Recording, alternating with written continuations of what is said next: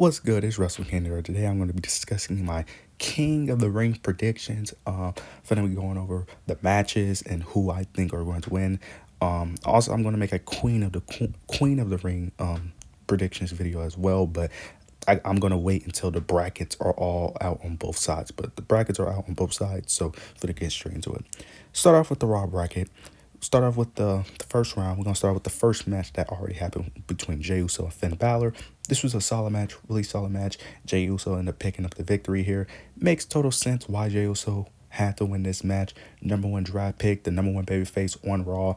It only made sense for Jey Uso to win. Didn't make sense logically for Finn Balor to win, mainly because looking at the bracket, doesn't make realistic sense of him winning, especially who's in the bracket, with guys like Gunther and maybe Ilya. So it only makes sense for Jey Uso to win this match to keep building him up. Next, we got another match in the first round with Ilya Dragunov and Ricochet.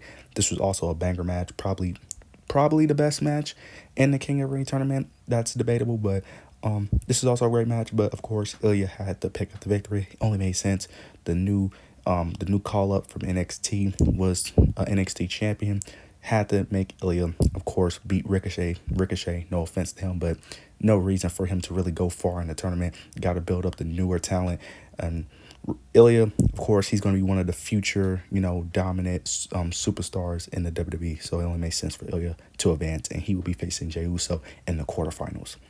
Next, we got Kofi Kingston versus Rey Mysterio. Now, this match is a little interesting because you could really go either way.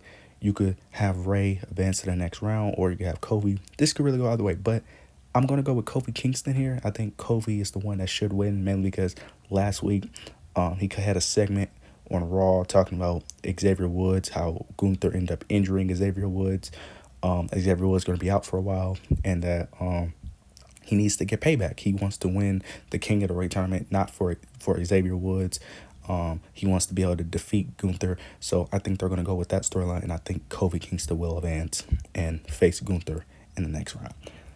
Now we got Gunther and Sheamus. This match did already happen, but the right person ended up winning. Gunther had to win this match. It doesn't make sense for Sheamus to win, but this was a good opening, good first round match due to their history and the amount of matches they have had, and this match was also a banger as well. It only made sense for Gunther to take the victory here. Gunther just came off losing his Intercontinental title, putting him straight in the main event scene to fight for the World Championships, either the WWE Championship or the World Heavyweight Championship, either one. It only makes sense to insert him into that conversation, so Gunther had to win that match. And now we're finna get to the quarterfinals, and the first match of the quarterfinals, Jey Uso versus Ilya Dragunov.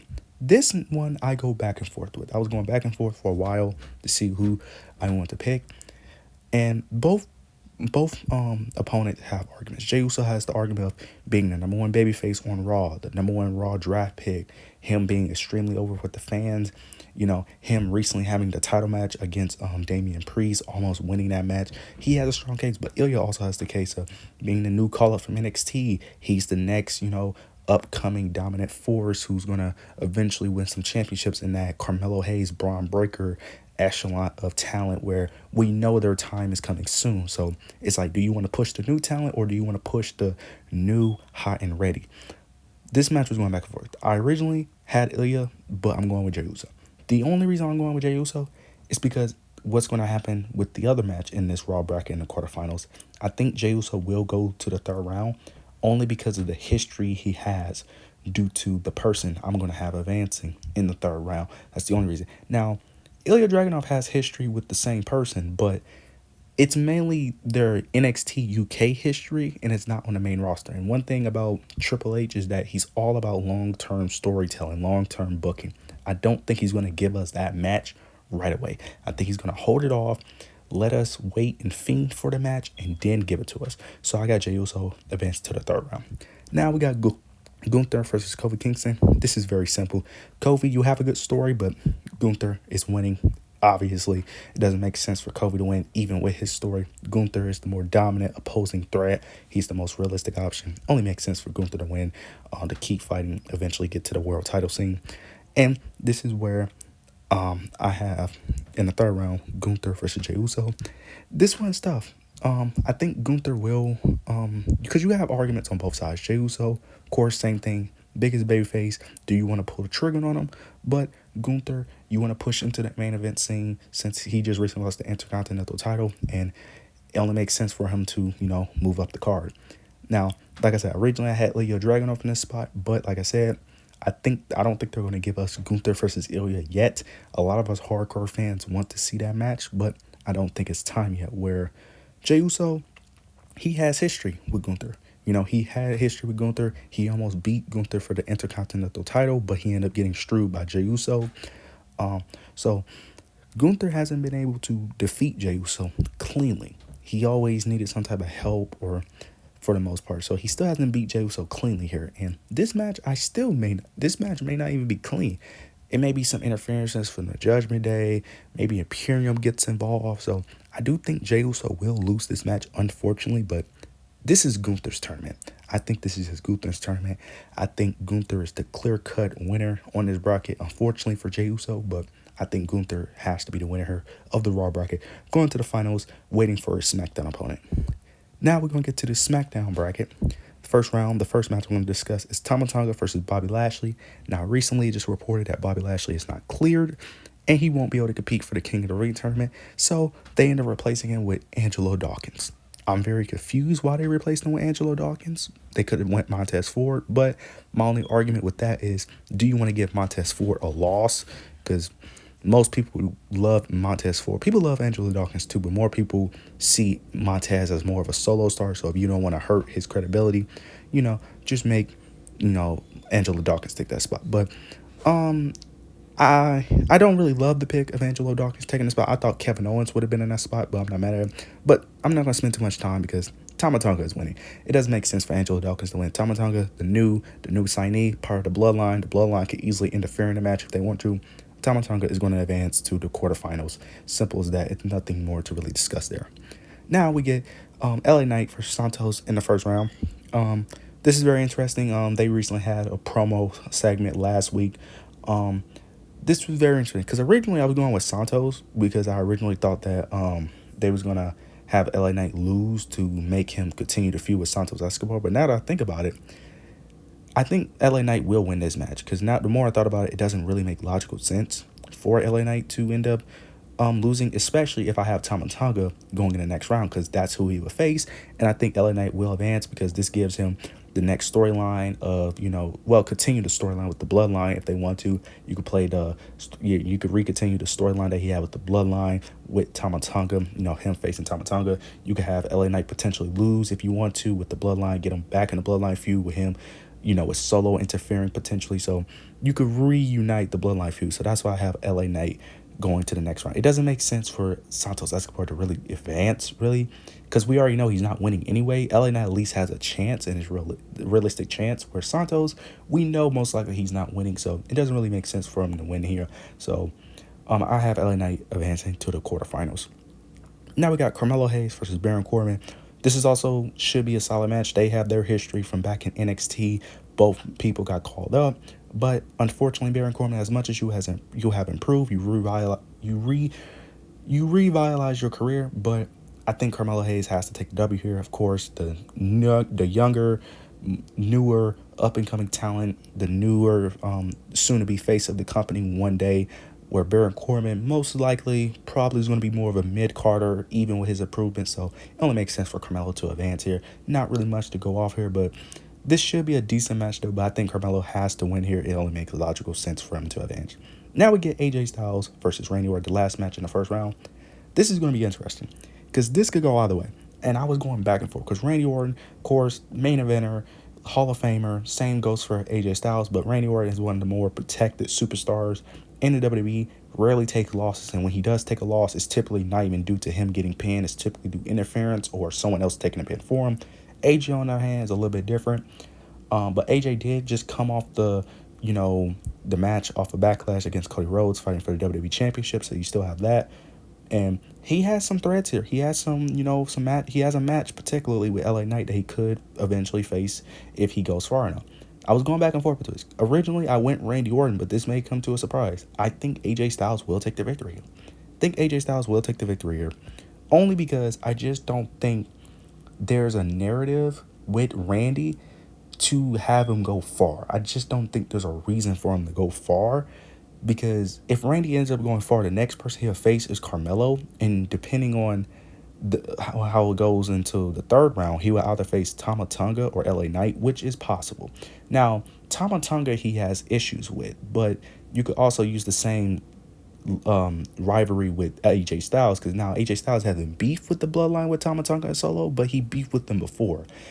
And it's very confusing. I'm gonna be honest. Like, I go back and forth between Randy Orton and AJ Styles, but I think AJ Styles is gonna have more of a reason to go to the next round, mainly due to who I'm gonna have going to the third round. So that's a big reason why I'm having AJ Styles advance. But I do think AJ will cheat in this match. I don't think it's gonna be cleaner. I think AJ is gonna have some type of thing where he low blows him.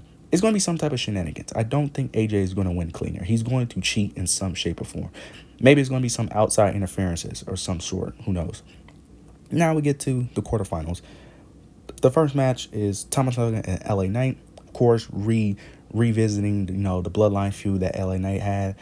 Thomas Hogan being the new member of the bloodline, showing his dominance. This is very interesting. You could really go either way, but I'm going to go LA Knight here. As much as Tama Tonga may need a win here, I don't think this hurts Tama Tonga, mainly because he's losing to LA Knight, and Tama Tonga don't really need this King of the Ring tournament anyway. I was actually shocked that he was even in it. He doesn't really need the victory anyway, and I think LA Knight should advance to the third round. I think he will advance to the third round. I think it makes sense. LA Knight, one of your most over baby faces. I think they should continue down this path of constantly. I think they should continue to push LA Knight. I think it only makes sense. I don't think Tama Tonga really needs it, especially depending on who he face. Because I have AJ Styles ended up going in the quarterfinals, and it looks like if I advance Tama Tonga, he will only be facing Carmelo Hayes or AJ Styles, which doesn't make much sense. If he was going to advance, it would have to be against Randy Orton. So I think LA Knight is the good choice here to go to the third round. Now we get to the next match of the quarterfinals. We got AJ Styles versus Carmelo Hayes. Carmelo Hayes, as much as I like Carmelo, AJ Styles has to win this match.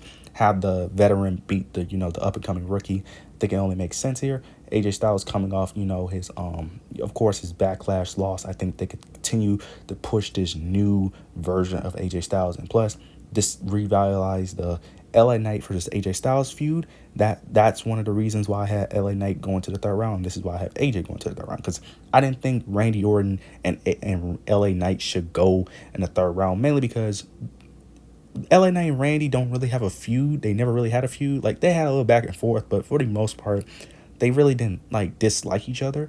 And then also they're both baby faces. It doesn't make sense to have two baby faces in the final round. I think you need to have a heel and a babyface for that final round so fans can have something to cheer for, something to boo against. So it only makes sense for me to have AJ advance, so that way they have that heel to naturally boo, then have that babyface they can naturally cheer. Now we get to the third round, AJ Styles versus LA Knight. This one for me wasn't that hard of a choice. LA Knight is winning against AJ Styles. I think it only makes perfect sense. Simple, heel versus babyface in the finals. You gotta have a babyface facing Gunther. Simple as that.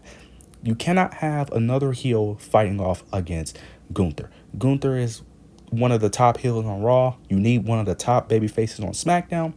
And LA Knight is perfect for that mode. This gives LA Knight that perfect push to, make him rise up the ranks, so that way he doesn't start treading water, make his popularity go down. This gives LA Knight that momentum that he needs to continue to stay at the top of the card. AJ Styles, he went far.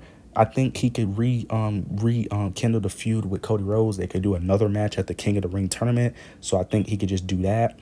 I don't really think there's a reason for him to go any further, especially with Gunther winning. Now, if there was another babyface that won, maybe you could have had, AJ Styles end up winning. But since I picked Gunther to go to the finals, all the way to the finals, I don't see a reason for AJ to winning since he is a heel. Have your top babyface going against Gunther, top babyface versus top heel. Now we get to the finals. Gunther versus LA Knight. This is very interesting because you could go either way. You could really go either way, but I think this is Gunther's tournament to lose. I think it only makes sense for Gunther to win the King of the Ring tournament. As much as I like LA Knight, I think it's Gunther's tournament to lose. I think it only makes sense. I think they're gonna hold off on the trigger of LA Knight, just not yet, because I don't know. I don't see a world where LA Knight wins and then because whoever wins gets a title opportunity. But if he's gonna fight for the world title, he's not going after Cody. You could say he go after World Heavyweight Championship, but that's even iffy because you still have Jey Uso fighting for it, who you could potentially put it on.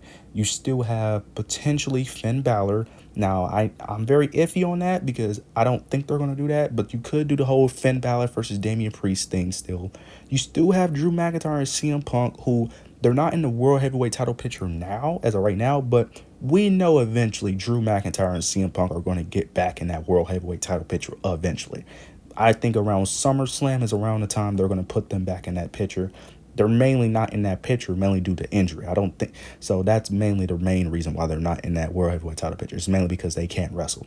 Then you still have Seth Rollins who could potentially. I just don't think it's LA Knight's time to go after a world title. I think if he does do something, it has to be a mid card title for now, just because the main event scene is a little too stacked. So I have Gunther winning it. Now you may be like, well, would this Gunther have an argument? I think Gunther has more of an argument, mainly because he's been a dominant champion. He's been a dominant champion with the Intercontinental title, and the way he wins matches is in such a dominant way that it's a little bit more believable and more of a reason for him to immediately go up the card to fight for the World Heavyweight Championship. And he has a little bit more history. He has history with Jey Uso. He has history with Drew McIntyre. So he has opponents that he can face for the title. Where LA Knight, you're more so building new feuds with him, which isn't bad, but you could already build up on Gunther, who already has history with people in that main event scene with the Intercontinental Championship. But yeah, I have Gunther winning this. Let me know what you guys think. Let me know who you have winning. Let me know, am I wrong for thinking the way I think? Let me know who you want to win personally. Let me know what you're excited for the King of the Ring tournament. But yeah, I have I have LA Knight, Gunther going to the finals and Gunther winning. But let me know what you guys think of the King of the Ring tournament. Who you guys having for the King and Queen of the Ring tournament. I'm gonna have my Queen of the Ring tournament video up probably tomorrow or Saturday, whenever the brackets come out. Whenever I see the bracket for both sides, then I make that video. But yeah, let me know what you guys think. Make sure you like, comment, and subscribe. But yeah, that's it.